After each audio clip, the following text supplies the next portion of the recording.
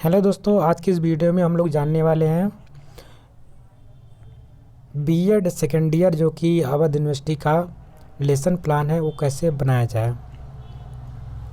खास करके आपकी जब टीचिंग होती है यानी प्रैक्टिकल होता है उस समय जब क्लास में पढ़ाना होता है, जब आप टीचिंग करनी होती है, जो एग्जामिनर के सामने करना होता है, उस चीज़ का आपको लेसन प्लान कैसे तैयार करना है और कौन कौन से प्रश्न यहाँ पे रखने होते हैं, क्या क्या पॉइंट होते हैं, उन सब के बारे में यहाँ पे हम पूर्ण रूप से अध्ययन करेंगे। तो सबसे पहले कि आपको लेसन प्लान बनाने से पहले यहाँ पे लिख लेंगे आदर्श पाठ्य योजना। ठीक है, या पाठ्य योजना जो भी लिख सकना चाहते हैं, सबसे बढ़िया आपका रहेगा आदर्श पाठ्य योजना। ठीक है, इसको लिखने के बाद आपको यहाँ पे डालनी होगी हेडिंग विद्यालय का नाम। यहाँ पे आप महाविद्यालय नहीं लिखेंगे क्योंकि आप सेकेंड ईयर में हैं, तो सेकेंड ईयर में आप विद्यालय का नाम लिखेंगे। अगर आप first year BEd first year का बना रहे होंगे लेसन प्लान तो आप लिखेंगे महाविद्यालय। ठीक है, महाविद्यालय में अपने जहाँ से आप पढ़ाई कर रहे होंगे उसका नाम डालना है महाविद्यालय में, और विद्यालय में उसका नाम डालेंगे जहाँ पर आपकी टीचिंग लगी हुई है। ठीक है, तो जैसे कि इस कॉलेज का जो अवध यूनिवर्सिटी का ही है, तो यहाँ पे लगा हुआ था माँ अवध कुमारी इंटर कॉलेज गोपरी चाँदपुर तिगरा अम्बेडकर नगर। फिर आपको हेडिंग यहाँ पे डालनी है छात्राध्यापक का नाम या अध्यापिका का नाम। अगर आप बॉयज़ है तो आपको लिखना होगा छात्राध्यापक का नाम, यदि आप गर्ल्स हैं तो आपको छात्राध्यापिका लिखना है। फिर अपना नाम डाल दीजिएगा यहाँ पे। उसके बाद आपको इस प्रकार से कॉलम बना लेने हैं। इसमें 5 कॉलम बनेंगे, 1 2 3 4 5। एक में आपको दिनांक लिखना है, एक में आपको कक्षा लिखना है, विषय लिखना है, कालांश यानी कि अवधि, आपका चक्र कौन सा है, चक्र मतलब कि पीरियड कौन सा है, उसके बाद अवधि लिखना है। तो अवधि में यहाँ पे आपको 40 मिनट लिखा है, लेकिन आप यहाँ पे 45 मिनट डालेंगे। ठीक है, क्योंकि ये चीज़ गलतियाँ हम लोग अक्सर करते रहते हैं। 40 मिनट कुछ नहीं होता है, हम लोग का अगर क्लासेस स्टार्ट होती है तो ये 45 मिनट हम लोग का यहाँ पे लिखा हुआ है। कभी कभी आपके टीटी या सुपर टेट या सीटेट एग्ज़ाम में पूछा भी जाता है कि जो हम जब कभी क्लास में जाते हैं टीचिंग करते हैं तो वहाँ पर जो हमारा पूरा जो टीचिंग का प्रोसेस होता है वो कितने मिनट का होता है, तो आपको 45 मिनट यहाँ पे बताना होगा। यहीं पे अगर आपसे प्रश्न पूछ लिया जाए कि ये बताइए भारतीय प्रतिमान के अनुसार सूक्ष्म शिक्षण का जो समय काल कितना होता है, सूक्ष्म शिक्षण, तो सूक्ष्म शिक्षण की बात करते हैं तो उसमें आपका 36 मिनट भारतीय प्रतिमान के अनुसार आता है, क्योंकि इसमें 6 चक्र आते हैं, सभी 6-6 मिनट का आता है, तो 6 में 36 है। और अगर इसे ही अगर भारतीय प्रतिमान के अलावा पूछ ले, विदेशी यानी फॉरेन की पूछ ले, तो आपको 30 मिनट बताना है ना। जो सूक्ष्म शिक्षण का समय काल होता है 30 मिनट का होता है, लेकिन आपकी क्लास में पढ़ाया जाता है 6 मिनट का। जब वहाँ पे जाते हैं तो 6 मिनट लिखा जाता है। 6 मिनट आपको नहीं लिखना है, क्योंकि एक वो वहाँ पे एक कालांश की बात होती है, एक आपको कौशल के सिखाया जाता है, एक कौशल को 6 मिनट वहाँ पे सिखाया जाता है। जो आपके महाविद्यालय में फर्स्ट ईयर वालों ध्यान रखेंगे, जो आपको महाविद्यालय में फर्स्ट ईयर वालों के लिए एक कौशल सिखाया जाता है, एक कौशल का जो टाइम होता है वो 6 मिनट होता है। लेकिन आपको अगर आपसे पूछ लिया जाए कि भारतीय प्रतिमान के अनुसार सूक्ष्म शिक्षण का समय काल कितना होता है, तो आप 36 मिनट बताएंगे। फॉरेन का पूछता है तो आप 30 मिनट बताएंगे।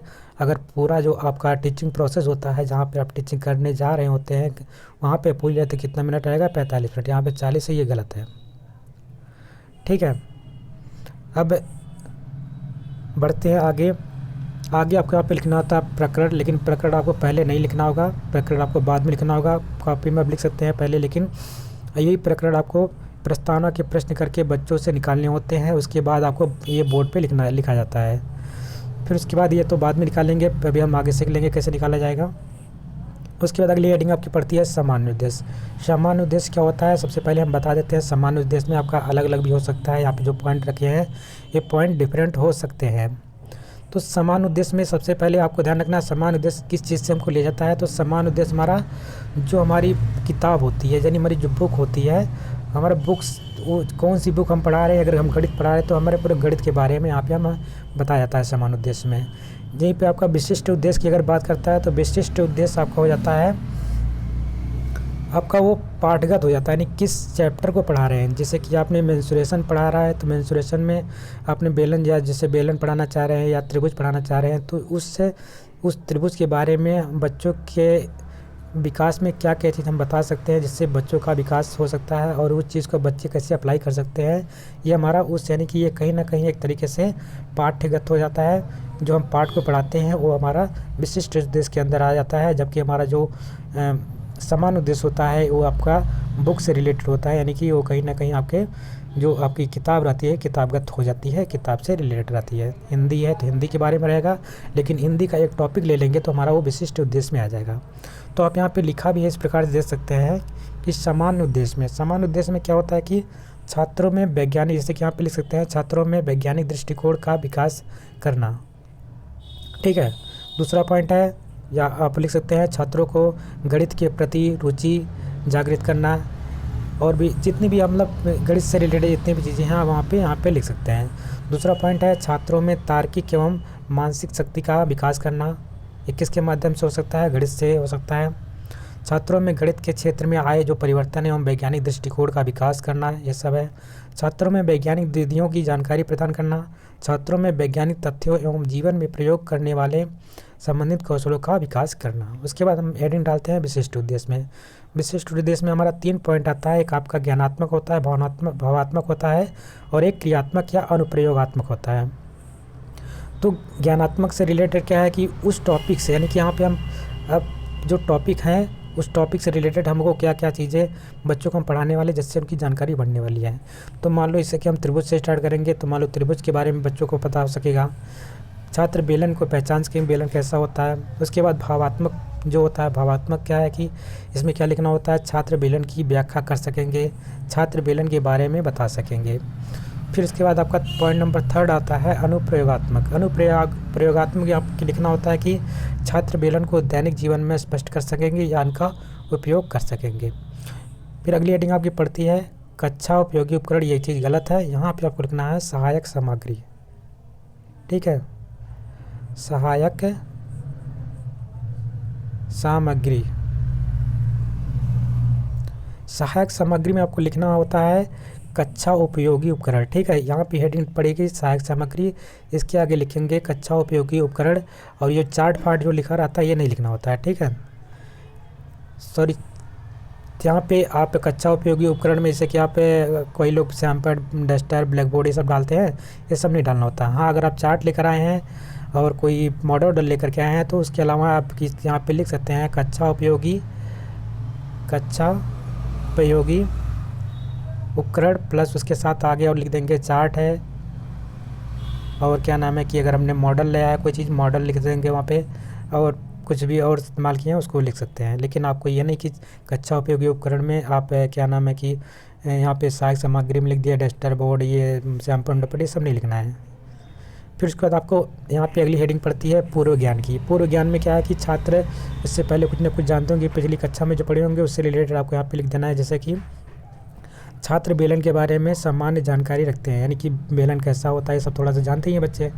तो कहीं ना कहीं आप 9वीं क्लास के पढ़ा रहे हैं, 8वीं क्लास के पढ़ा रहे हैं, तो जाहिर सी बात थोड़ा उसको उनके अंदर तो पता ही होगा, बेलन का फिगर उनके दिमाग में चलता है। तो ये हम थोड़ा लिख सकते हैं इसके बारे में, छात्र बेलन के बारे में सामान्य जानकारी रखते हैं।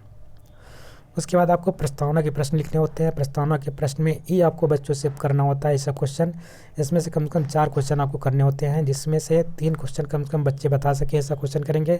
बहुत सरल क्वेश्चन लेने हैं, दैनिक जीवन से रिलेटेड क्वेश्चन आपको लेने हैं जिसका आंसर बच्चे देख सकते हैं। फिर एक लास्ट वाला क्वेश्चन ऐसा रहेगा कि हो सकता है कि बच्चे ना दे पाए, या हो सकता है कभी कभी बच्चे उसका भी आंसर दे देते हैं, तो कोई बात नहीं है। तो वहीं से आप वहीं से आपका वो समस्यात्मक प्रश्न हो जाता है, वहीं से आप अपना टीचिंग जो होता है प्रोसेस स्टार्ट हो जाता है, और वहीं से आपका प्रकरण भी निकल के आता है। तो जैसे हम देखते हैं कैसे यहाँ पे निकाला गया प्रकरण, इस प्रकार से आपको बना लेना है प्रस्तावना के प्रश्न। प्रस्तावना के प्रश्न में एक तरफ लिखेंगे आप छात्र अध्यापक कथन या क्रिया, और इधर छात्र कथन क्रिया, या आप जो टीचिंग कर रहे हैं उसका प्रश्न रहेगा, यहाँ पे छात्र अपना आंसर देंगे। जो पहला प्रश्न इसमें पूछा गया है कि 4 सरल रेखाओं से घिरी आकृति क्या कहलाती है, तो ये आपकी चतुर्भुज हो सकती है। ठीक है, तो आंसर बच्चे क्या देंगे, चतुर्भुज होती है। सेकंड यहाँ पे पूछा जाएगा प्रश्न जो छात्राध्यापक द्वारा पूछा जाएगा या अध्यापिका द्वारा पूछा जाएगा, ये प्रश्न ये रहेगा, ऐसा चतुर्भुज जिसके आमने सामने की भुजाएं समांतर हों कहलाती हैं समांतर चतुर्भुज। ठीक है, फिर प्रश्न तीसरा बनेगा, ऐसा चतुर्भुज जिसका प्रत्येक कोण समकोण हो कहलाता है। लेकिन ये हो जाएगा गलत, क्योंकि इसने क्वेश्चन गलत लिखा है। अगर ये हम क्वेश्चन बच्चों से पूछेंगे ऐसा चतुर्भुज बताइए जिसका प्रत्येक कोण समकोण होता है, तो आपका वर्ग का भी तो समकोण होता है प्रत्येक कोण, तो वो वर्ग भी बता सकता है। आयत कैसे बता देगा, क्योंकि आयत का कंडीशन ये होता है कि ऐसा चतुर्भुज बताइए जिसके आमने सामने की भुजाएं बराबर हों या आमने और प्रत्येक कोण समकोण हो। ठीक है, तो ये हमारा क्या कहलाता है, आयत कहलाता है। जिनमें आमने सामने की भुजा बराबर हो तथा प्रत्येक कोण समकोण हो वो क्या कहलाता है, आयत। लेकिन जिसमें अगर सभी जो कोण होते हैं सभी भुजाएं बराबर हों, सभी कोण बराबर हों, तो यानी समकोण हो, तो क्या कहलाता है, हमारा वर्ग कहलाता है। तो यहाँ पे आपका क्वेश्चन अपना सही कर लीजिए अपने हिसाब से, क्योंकि ये चीज़ गलत दिखा है यहाँ पे। फिर ये क्वेश्चन भी बच्चा बता लेगा, लेकिन फिर लास्ट का चौथा प्रश्न रहेगा वो बच्चा नहीं बता पाएगा। तो यहाँ पे आपको लिखना होगा समस्यात्मक प्रश्न है। क्वेश्चन हम कर रहे हैं कि किसी आयत को उसकी एक भुजा के परितः घुमाने पर निर्मित आकृति क्या हुई। कोई आयत है, आयत को हम कहीं यहाँ से एक किनारे से घुमा दें, तो ये मोड़ेंगे जब यहाँ मान लो, तो मोड़ने के बाद ये हमारा कहीं ना कहीं इस प्रकार से चित्र बनेगा। तो ये हमारा क्या कहलाता है, तो ये बेलन कहलाएगा। लेकिन अब यहाँ पे कोई क्वेश्चन हो सकता है कि बच्चा ना बताए, तो यहाँ पे आपको लिखना होता है कि यहाँ पे इसका आंसर नहीं देना होता है, इसका लिखेंगे समस्यात्मक। ठीक है, समस्यात्मक लिख करके आप ब्रैकेट में मौन लिख सकते हैं ना, बच्चा नहीं बता पाया। तो यहीं से आपके फिर आप यहाँ पे स्टार्ट करते हैं अगला हेडिंग उद्देश्य कथन। उद्देश्य कथन में लिखते हैं कि छात्रों यानी कि बच्चों, आज हम सब लोग लंब वृत्तीय बेलन के बारे में विस्तृत अध्ययन करेंगे या लंब वृत्तीय के बारे में पढ़ेंगे। ठीक है, तो उसके बाद आपको यही बोलने के बाद जो आपका प्रकरण होता है बेलन, ये आपको यहाँ पे ऊपर जो हमने बताया था वो चीज़ लिखना होगा वहाँ पे जो प्रकरण आपने लिखा था। और प्रकरण को हमेशा ब्लैक बोर्ड रहेगा उसके सेंटर में लिखेंगे। ठीक है, बॉक्स जो हमारा 5 बने रहते हैं इसके सेंटर में प्रकरण लिखेंगे नीचे। अब यहाँ पे प्रकरण आपका हो जाएगा, प्रकरण आपका निकल के आ गया। उसके बाद आपको जो प्रश्न है उसका क्या कहता है, प्रस्तुतिकरण करना पड़ता है। प्रस्तुतिकरण करने से पहले आपको ध्यान रखना है कि कितने पॉइंट आपको कितने कॉलम बनाने होते हैं।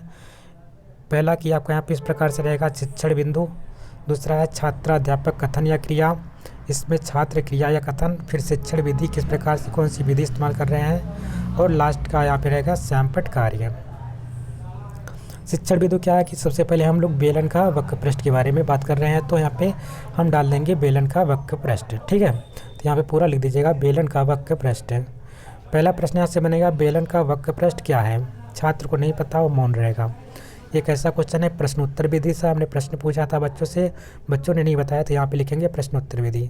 तो इस सैमपट कार्य में भी कोई करने वाला कोई कार्य नहीं था, तो यहाँ पे कोई बात नहीं है, इसको छोड़ देंगे। फिर आगे हम लोग किसका क्या करेंगे, स्पष्टीकरण करेंगे, किससे क्या होता है, किस प्रकार से इसका फार्मूला बनता है, उसको यहाँ पे करके दिखाएंगे। तो जो हम बोलते हैं इस प्रकार से, यहाँ पे आपका जो बेलन होता है, तो बेलन का जो वक्र पृष्ठ होता है कि आधार की वृत्ति, जो हमारा आधार का वृत्त है, वृत्त का आपको पता है जो इसकी परिधि होती है कितना होती है, 2πr होती है, आपको सभी लोग को पता है। तो आधार की वृत्त यानी कि वृत्त की जो परिधि है आधार वाला, और गुणे ऊंचाई h इसका हाइट रहता है, और ये आपका रेडियस r रहता है। तो अगर हम हाइट से उसके परिधि को मल्टीप्लाई कर देते तो हमारा क्या बन जाता है, 2πr, यानी कि बेलन का वक्र पृष्ठ बन जाता है। तो ये चीज़ करके बच्चों को दिखाना है, सेम चीज़ यही आपको ब्लैक बोर्ड पे करनी है। यहाँ पे क्या करेंगे, जो छात्र थे उनको बोल देंगे, यहाँ पे लिख देंगे छात्र ध्यानपूर्वक क्या सुन रहे हैं या देख रहे हैं। उसके बाद ये कैसा हमारा व्याख्यान विधि है, हमने व्याख्या से या हलात्मक विधि है हल करके दिखाया है, तो यहाँ पे व्याख्यान है हलात्मक कोई भी चीज़ लिख सकते हैं। फिर अगला शिक्षण बिंदु आपका मान लीजिएगा बेलन का संपूर्ण पृष्ठ। संपूर्ण पृष्ठ में क्वेश्चन करेंगे बेलन का संपूर्ण पृष्ठ क्या ज्ञात कीजिए, क्योंकि बच्चों को नहीं पता रहेगा तो यहाँ पे मौन कर देंगे। ये हमारा कैसा प्रश्नोत्तर विधि है, इसका स्पष्टीकरण किया जाएगा, जैसे कि कैसे बनेगा, इसका फार्मूला कैसे बनता है उसको यहाँ पे बना के दिखाया गया है। जैसे कि वक्र पृष्ठ और दोनों सिरों का क्षेत्रफल, सिरों की बात कर रहा है, यानी कि ये जो सर्कल है और ये सर्कल है नीचे वाला, इन दोनों का क्षेत्रफल क्या होता है कि एक सर्कल होता है, एक सर्कल का क्षेत्रफल कितना होता है, πr² होता है।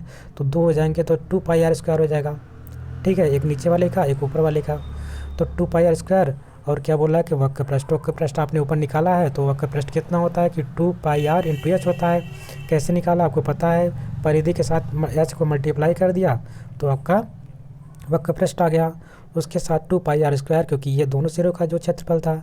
अब यहाँ पे आपको दिख रहा है 2π यहाँ पे कॉमन है, r भी कॉमन है, तो r तो 2πr हमने बाहर निकाल लिया, ब्रैकेट में क्या बचा h+r। तो यही हमारा क्या हो जाता है कि बेलन का संपूर्ण वक्र पृष्ठ का फार्मूला हो जाता है 2πr ब्रैकेट में h+r।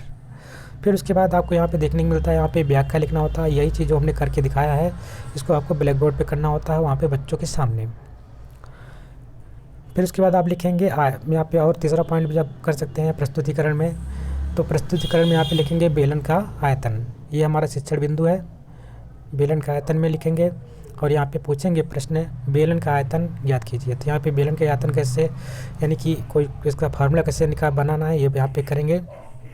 छात्र को मौन कर देंगे, व्याख्यान भी दिया है, πr²h होता है, कैसे होता है ये वृत्त का क्षेत्रफल। और यानी कि जो हमारा जो बेलन इस प्रकार होता है, तो एक वृत्त का क्षेत्रफल ले लीजिए, तो क्या होता है वृत्त का क्षेत्रफल πr² होता है, और हमें ऊंचाई ले लेनी है, हाइट से मल्टीप्लाई कर देना है। तो πr² को s से मल्टीप्लाई कर देंगे तो हमारा क्या हो जाएगा, आयतन आएगा। ये हमेशा जो भी आपका यूनिट रहता है वो हमेशा क्यूब में रहेगा, यानी कि लंबाई गुणे ऊंचाई चौड़ाई गुणे ऊंचाई, तीनों चीज़ में रहता है। फिर हम कुछ प्रश्न कर लेंगे, यानी कि हम मैथ कर रहे हैं तो जाहिर सी बात कुछ हमारे प्रश्न बनने चाहिए यहाँ पे। तो पहला प्रश्न आपका बनेगा प्रश्न नंबर 1 यहाँ पे, किसी बेलन की त्रिज्या 7 सेंटीमीटर दे रखी है, ऊंचाई 3 सेंटीमीटर है, और संपूर्ण पृष्ठ तथा आयतन ज्ञात कीजिए। तो उसका जो बेलन का संपूर्ण पृष्ठ हमको ज्ञात करना है, तो आयतन ज्ञात करना है। यहाँ पे पहला प्रश्न करके बताएंगे बच्चों को कैसे करना होता है। तो सबसे पहले जैसे चीज़ें यहाँ पे आपको पढ़ाना वहाँ पे पढ़ा ले जाएंगे, उसी प्रकार से यहाँ पे लिखना है। तो ये कैसे निकलेगा, यहाँ पे हमको r दे रखा था, h दे रखा था, आयतन हमें क्या पता है b = यानी कि वॉल्यूम = होता है πr² × h, क्योंकि जो वृत्त का क्षेत्रफल होता है उसको s से मल्टीप्लाई कर देते हैं तो हमारा बेलन का आयतन पता चल जाता है। तो पाई का मान हमें पता है 22/7 होता है, या 3.14 होता है। तो हम 22/7 रख दिए, और r का मान 7 था, क्योंकि 2 बार 8 था, r × r, और हाइट 3 थी, तो उसको काट दिए, कितना आ गया हमारा 7 से 1 7 कट गया, तो 22 × 7 × 3, तो ये गुणा करने के बाद 462 सेंटीमीटर क्यूब, क्योंकि हमें क्वेश्चन सेंटीमीटर में दे रखा था, और आयतन हमेशा जो होता है हमारा यूनिट वो क्यूब में होता है। फिर उसके बाद हमें संपूर्ण पृष्ठ निकालना था, तो हमें पता था क्योंकि 2πr × h ये हमारा था बेलन का वक्र पृष्ठ, और उसी के साथ उसने बोला था दोनों सिरों का क्षेत्रफल। तो दोनों सिरों क्षेत्रफल के साथ 2πr था, यहाँ पे 2πr कॉमन हो गया, 2πr ब्रैकेट में h+r बच गया। यही हमारा जो फार्मूला बना था संपूर्ण पृष्ठ का। तो हम संपूर्ण पृष्ठ का फार्मूला इस प्रकार से लिख देंगे, 2πr ब्रैकेट में h+r, हमें पता है पाई का मान 22/7, r का मान 7, h का मान 3 और r का मान 7। इसको सॉल्व करेंगे तो 44 × 10 यानी 440 सेंटीमीटर, क्योंकि यहाँ पे क्षेत्रफल की बात कर रहा था कि इसमें रहेगा क्षेत्रफल हमारा हमेशा जो यूनिट रहती है उसकी स्क्वायर में रहती है, यानी सेंटीमीटर है तो सेंटीमीटर स्क्वायर हो जाएगा। ठीक है, ये आपका यहाँ पे जो 2 क्वेश्चन थे, ये लास्ट में आपको बोधात्मक प्रश्न करने थे बच्चों से। फिर उसके बाद फिर आपको करना होता है कि कुछ क्वेश्चन यहाँ पे जो अपने ब्लैक बोर्ड में लिखे होते हैं उसको बच्चों से बोलेंगे कि बच्चों आप इसको अपनी कॉपी में नोट कर लीजिए, जो अपने ब्लैक बोर्ड पे कराए होंगे। नोट करने के लिए क्या करना होगा कि आपको ये निरीक्षण कार्य करना होगा। उसके बाद तो निरीक्षण हेडिंग डाल लीजिएगा। निरीक्षण कार्य में क्या करेंगे, इसमें लिखेंगे छात्राध्यापक छात्रों को मुख्य बिंदुओं को लिखने का निर्देश देकर कक्षा में घूम निरीक्षण कार्य करेंगे। जो छात्राध्यापक रहेंगे वहाँ पे बच्चों को प्रश्न कुछ दे देंगे, या जो अपने लिखाए होंगे ब्लैक बोर्ड पे उससे बोल देंगे कि ये चीज़ों को अपनी कॉपी में नोट कर लीजिए। तो आप क्या करेंगे, वहाँ पे बच्चे नोट करेंगे और आप अपनी पूरी कक्षा में घूम करके देखेंगे। उसके बाद आपका आता है पुनरावृत्ति के प्रश्न। पुनरावृत्ति के प्रश्न पूछना है कि एक बेलन की ऊंचाई 4 सेंटीमीटर है, व्यास हमको दे रखा है 6 सेंटीमीटर, तो बेलन का वक्र पृष्ठ क्या होगा। ये प्रश्न बच्चों को देना है और उनसे करवाना है। एक और क्वेश्चन आप लिख सकते हैं, एक लंबवृत्तीय बेलन के आधार का क्षेत्रफल 100 सेंटीमीटर स्क्वायर और उसकी ऊंचाई 47 सेंटीमीटर हो तो उसका आयतन ज्ञात कीजिए। उसके बाद ये प्रश्न करने के बाद आपको गृह कार्य देना होता है। गृह कार्य देना बहुत ही अनिवार्य है। तो गृह कार्य में 2 प्रश्न या 3 प्रश्न कर सकते हैं, जो भी जैसा समझ में आए, या कि एक ही प्रश्न दे सकते हैं। तो यहाँ पे एक प्रश्न से दिया गया है, लेकिन उसके 3 क्वेश्चन एक ही में पूछ लिए गए हैं। पहला प्रश्न है कि बेलन की त्रिज्या 7 सेंटीमीटर है, ऊंचाई 3 सेंटीमीटर है, तो बेलन का हमें क्या क्या ज्ञात करना है। पहला तो वक्र पृष्ठ ज्ञात करना है, दूसरा संपूर्ण पृष्ठ ज्ञात करना है, तीसरा हमें आयतन ज्ञात करना है। तो यानी वक्र पृष्ठ क्या हो जाएगा 2 पाई आर इंटू एच संपूर्ण प्लस 2 पाई आर ब्रैकेट में एस प्लस आर, और ये होता है पाई आर स्क्वायर इंटू एच।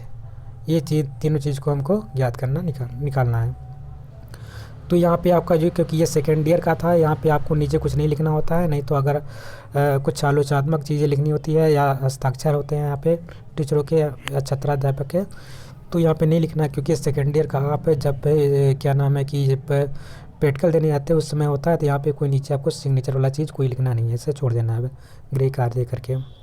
इसी के साथ आपका जो पहला जो मैथ का, अगर जो आपका बीएड सेकेंड ईयर मैथ वाले अगर कोई बच्चे होंगे तो आप अपने हिसाब से यहाँ पे आप इसको देख लीजिएगा। बहुत ही बेहतरीन वीडियो है, हर चीज़ यहाँ पे डिस्कशन किया गया है। अगर इस प्रकार से बना के ले जाएंगे एग्जामिनर आपको अच्छे से अच्छे मार्क्स देगा, और अच्छे से आपको अगर वहाँ पे डिक्टेट कर पाते हैं, बच्चों को पढ़ा पाते हैं, तो आपके जो प्रैक्टिकल के मार्क्स होंगे वो नहीं कटेंगे। ठीक है, अगर आपको ये वीडियो अच्छी लगी हो तो इसको लाइक करिएगा, चैनल पर नया है तो चैनल को सब्सक्राइब कर लीजिएगा।